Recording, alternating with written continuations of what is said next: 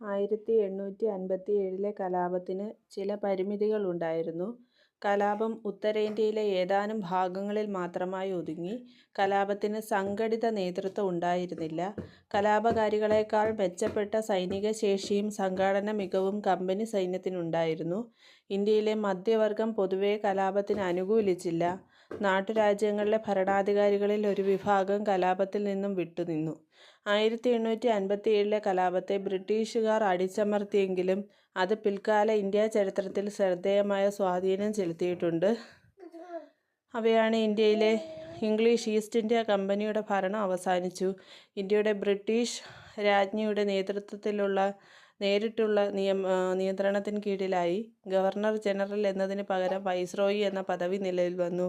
ഇന്ത്യയുടെ പിൽക്കാല ദേശീയ പ്രസ്ഥാനങ്ങൾക്ക് പ്രചോദനമുണ്ടായി. അപ്പോൾ ഇതൊക്കെയാണ് 1857 കലാപത്തിനുണ്ടായ പരിമിതികളും കലാപം മൂലമുണ്ടായ മെച്ചങ്ങളും എന്ന് പറയുന്നത്.